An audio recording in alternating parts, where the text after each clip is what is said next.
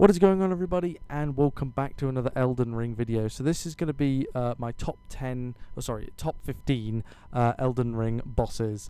This is the main ones, so not not loads of other bosses. It's just out of all the demigods, the legends, and an extra boss as well that I put in there.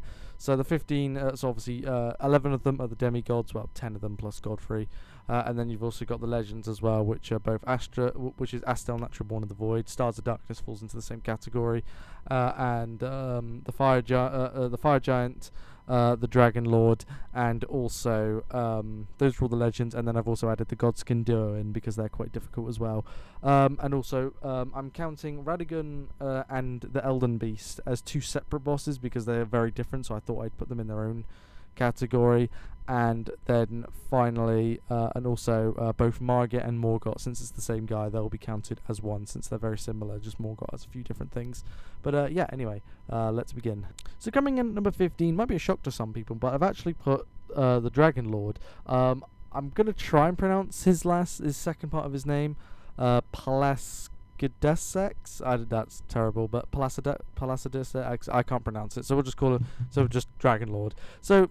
Out of all 15 bosses, he's actually the easiest for me. I looked over some footage, and I just remember how I played, and the Dragon Lord was the most laid-back one out of all 15 of these bosses that are in this. I didn't struggle with this guy really. At 2 goes, I think it took. The first one, I almost got him. His bolts are easy to deflect.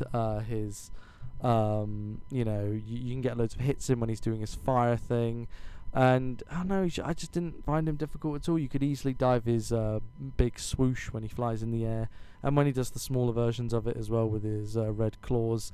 He wasn't too difficult, and it's a fun boss, but not that difficult for me, and I've got to rank him at number 15 for this one. So yeah, Dragon Lord is coming in at number 15. Alright, so coming in at number 14, I've gone with Renala, Queen of the Full Moon. So I didn't mention this, but this is obviously my opinion. But the thing is with Renala is at the point of playing the game, I wasn't as invested as I was when I got further into the game. So I ended up getting bored of the fight after a little while, and just getting 2 of my friends to help me. However, I look back on the fight, and it's really not that difficult, and I'm pretty sure I could complete it very simply. And because of that, she's harder than the Dragon Lord, but she's not the hardest boss in the game. I wouldn't say so. I'd say she's, out of all the demigods, she is the easiest. I probably wouldn't say any. I wouldn't really put anybody else above. Her first phase is a piece of piss as well. By the way, it's one of the easiest, I think, boss fight of the entire game. Out of all of these, that first phase. The second phase really isn't that difficult. You know, you can easily dodge the summons and stuff, and her moon blasts and stuff. The big beam she fires can get you a bit, but really it's not that difficult. So yeah, Renala, Queen of the Full Moon, coming in at number 14. Alright, so coming in at number 13 is Rykard, Lord of Blasphemy. So slash also God Devouring Serpent as well, which is the first phase of the boss fight. So talking about the first phase, we might as well talk about that first. So when it comes to the first phase, the thing is with this boss fight is I completed it when I leveled up higher, but if I had just a little bit of extra stuff when I was underleveled, I still could have defeated this guy. It was the second phase that I just didn't really have much to fight him with. So with the first phase, I would say that with the first phase, I'd say it's not really that difficult. You know, you can easily get past the snakehead part, and the second phase is a lot more stronger. It's a lot more difficult. You know, obviously he's got the lava bit underneath him for both phases, but the second phase where you actually fight Rykard himself, you know, obviously with his big sword, you know, his sword of people basically, you know, but you can get by it quite fast. But with Rykard, he wasn't as hard as he really was in the end, despite all the goes I had with him. Really, I tactically did it wrong, but I'm going to put Rykard in at number 13. So Rykard, Lord of Blasphemy, comes in at number 13. Alright, so coming in at number 12 is Astel, Natural Born of the Void, slash also his brother, as I like to call him, Astel, Stars of Darkness. Both of these two guys do the exact same things. The only difference is when you kill them, is Stars of Darkness just says great enemy felled. When you kill Astel, he says legend killed, and he is a legend, of course. He actually only appears when you kill Radahn. Funny enough, he's one of the things that that Radahn was keeping out of the lands between. Funny enough, that's what I was told anyway. So Astel, Under the Wall of the Void is an interesting boss here. He's got his meteor attack, which is quite easy to avoid. He's got his beam blast that can get you and stuff, but if you can get it timed right, it's really easy to deal with. When he grabs you, can be a bit of difficulty, but you can jump by him here, and you can do a decent amount of damage as well. He teleports away as well, but when he teleports away, you can easily get back at him. And I'd say he was quite tough, but again, not exactly hard. So in the end, so I don't really think I can put him any higher. So Astel, Natural Born of the Void, comes in at number 12. So coming in at number 11 is Godric the Grafted. So again, when I faced Godric, it was at that point similar to when I faced Renala, is that I got kind of bored of it because I wasn't as committed as I was, and got actually interested in the story and stuff, because at the time I didn't really even think I'd ever complete the game. So I ended up getting my friends again to help me. But again, thinking about it, his boss fight isn't even that difficult in comparison to other ones. And again, I kind of went at it at a slightly lower level than I really needed to be to fight Godric. But really, he wasn't actually that difficult. His second phase is interesting when he basically cuts off his arm, puts the dragon head on. It's quite ridiculous. But when he starts doing his fire, you can literally just go behind him and do a decent amount of damage and stuff. And realistically, Godric isn't actually that difficult in the end, especially when he does his slamming down thing and his rolls. He's not that difficult. And I actually faced Godfroy the Grafted. I like to call him his son. He wasn't that difficult, and it took me 2-3 attempts to beat him in the end. And he's very similar to literally just the same things, except doesn't have the dragon head thing. But yeah, I'd probably, just for that there, Godric the Grafted comes in at number 11. Alright, so coming in at number 10 now, here we're in the top 10, is Morgott the King Omen, / Margit the Fell Omen. With Morgott, so Morgott's got a little bit different to what Margit does. They have very similar things. It's the same guy, it's just his undercover. Margit is his undercover name. He just has a few more attacks, basically, and obviously he changes out his cane for that big sword, but his big sword was underneath the cane anyway the entire time. With Morgott, he wasn't actually very difficult for me because I only took him in 3 attempts. Yes, I did cheese it, but I still had to do a little bit of damage to kill him fully at the end. And he's a very good boss, actually. I do like Morgott because, he's got like the late attacks and stuff, and that's really cool and stuff. I do like that. You don't know when you got to dodge and stuff, but you could dodge at the right time, and you can get some good decent amount of damage in. And I quite like this one here. But in the end, didn't cause me as much trouble as other bosses did, so I can't really rank him higher than this. So Morgott, the King Omen / Margit, the Fell Omen, comes in at number 10. Alright, coming in at number 9 is the Fire Giant. So this guy is an interesting boss fight. This fight takes so long because he has so much health, this motherfucker. This guy has so much health. Now, people, said this guy was quite difficult and stuff, and I can say that, I can second that. But I will say that his first phase, as soon as you can knock the clamp off, you can do a ridiculous amount of damage. It's his second phase is the problem, when he rips off his leg and he's fucking crawling and stuff. And, he can do a lot of damage to you when he hits the rolls. I got lucky on the time I killed him, actually. When I beat him, I got a little bit lucky with some of his rolls actually not hitting me. It's when, he, opens up his stomach and he can use a lot of fire and stuff. But you can easily dodge it, though, at the same time, though, as well. It's just he didn't have a weak point, so the fight just goes on for years and years, it seems. But I do like this boss fight. It takes its time, but I quite enjoyed it. Don't really think there's anything more to say on him. He's got those fire charge things that blow up after a while, which can be a pain in the ass. But yeah, there's nothing really else. So I'd say, yeah, the Fire Giant comes in at number 9. Alright, so coming in at number 8 is Star Scourge Radahn here. I really love this fight. I think this might be my favourite boss fight in the entire game. I just love it. You come through the portal and he shoots at you with his arrows. You can get past them. It's a bit like when Astel fires his beam at you. You know, it's like a beam of arrow. If you get out of the way, you could summon. You don't have to. I chose to because, you know, it's kind of part of the story. So I summoned the other warriors and stuff, and really they can do a lot of the work really for you. I found out in the time I killed Radahn. Funny enough, I was actually trying to cheese him in that time that I killed him, but I actually killed him the legit way to an extent. And I just like this fight. You know, he's got, you know, his horse, you know, he's got this small horse that he's riding on, which I think is great.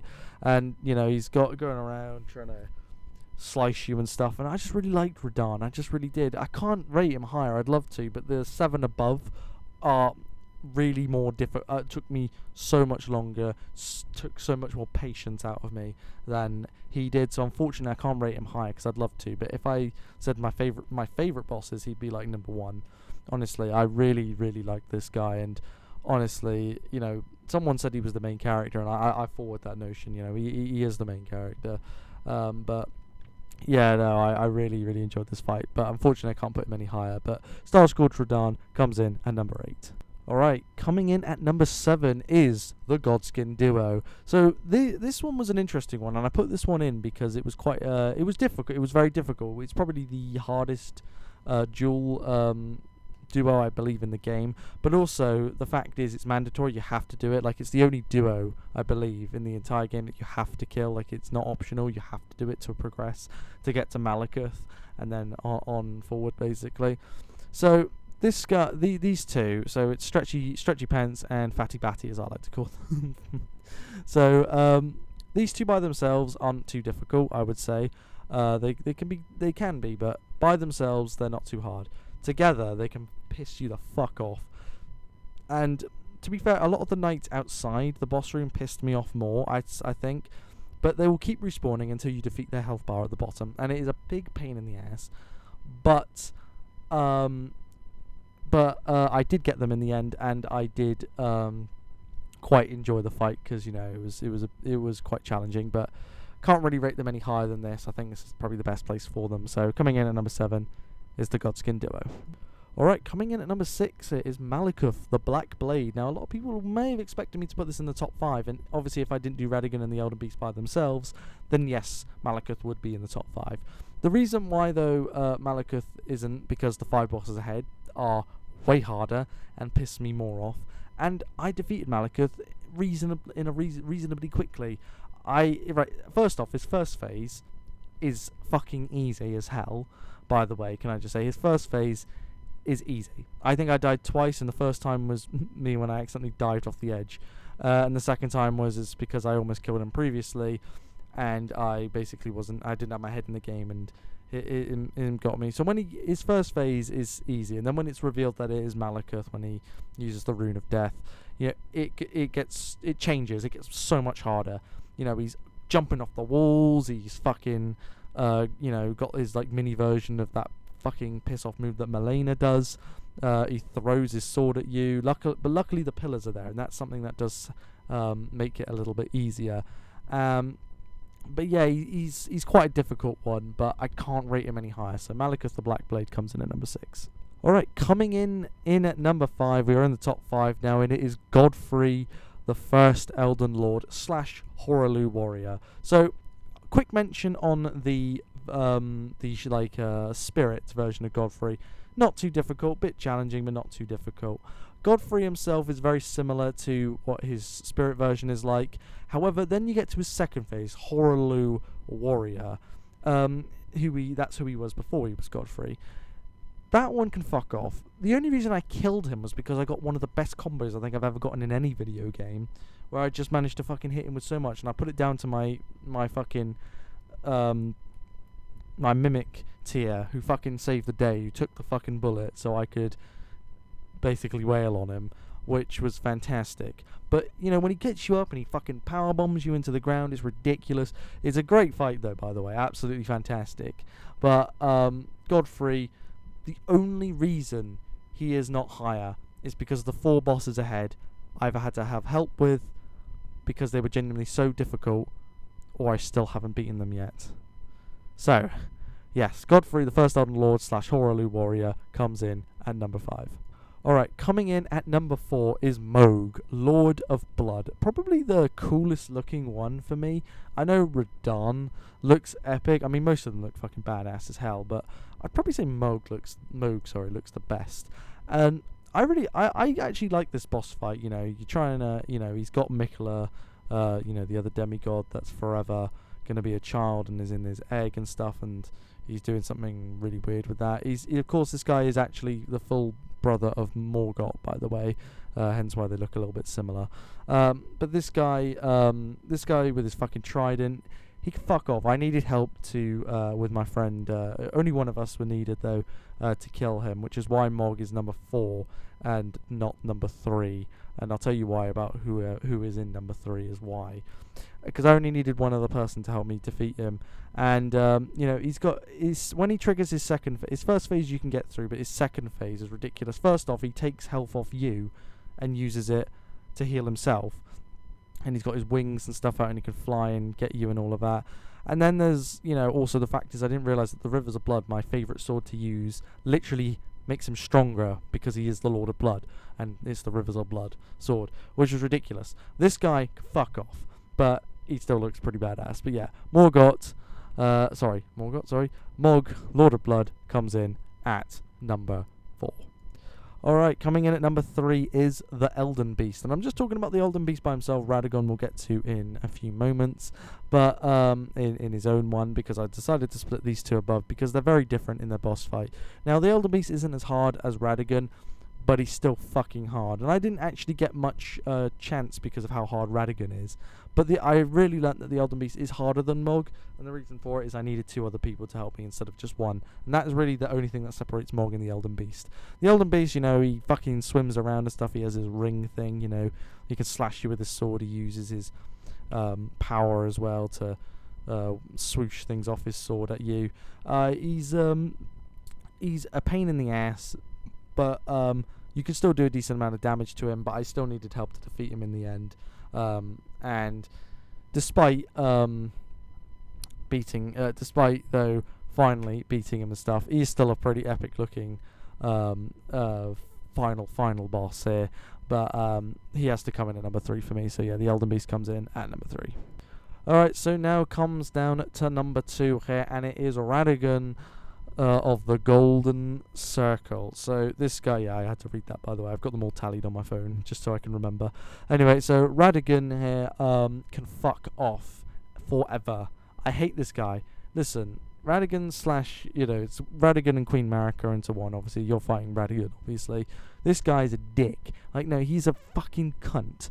Jesus Christ. How, during my last video, he just wouldn't die once for the actual recording, for the stream initially. This guy would not die. His, he fucking throws a spear at you. He's fucking quick as hell. He can quickly vanish and then reappear and do damage to you like that. He can do his fucking main attack, where he smashes his hammer into the ground at you. He can grab you and fucking hit you a few times with his fucking hammer. This guy's a dick. I hate fighting this dude. He's cool looking, as every other boss is, but doesn't excuse the fact that he's a dick and he's a pain in the ass, and he stopped me from getting to the Elden Beast, and I didn't have much gameplay for the Elden Beast because of him. I have plenty of gameplay of him, just not the Elden Beast though, and that's what fucking gets me at the end. But he's very difficult, but he's the second hardest boss for me in the game, but it's not number 1. So yeah, Radagon of the Golden Circle comes in at number 2. And coming in at number 1, I think it was kind of obvious, but it's going to be Malenia, Blade of Mikola. She's the only boss that I still have not beaten yet. The only demigod that has not felt my wrath. This person is... Oh my goodness. To be fair, I haven't actually asked for help yet because I want to try and see if I can beat her on my own. Because if I do that, she's the hardest boss in literally all of Elden Ring and all of the Soulsborne games, Demon Souls and all that. That is what people that played all these games have been telling me, that she is the hardest, and she is fucking difficult. She has this attack that literally, I don't understand how you don't get hit. The only reason I didn't die. Also, the fact is when she hits you or hits a fucking summon, or even your teammates if your friend is in, is literally you'll get fucking she'll heal herself basically. Second phase is one of the worst things I've ever seen, where she is like fucking queen of Scarlet Rock, clearly, and she fucking hits you and stuff. I hate fighting Milena, Blade of Mikola. She is the biggest pain in the ass I've ever come across for a boss in a video game. And, you know, she is a great boss fight, by the way. It's a great boss fight. It's good arena and stuff, but fuck me, man. It is so annoying.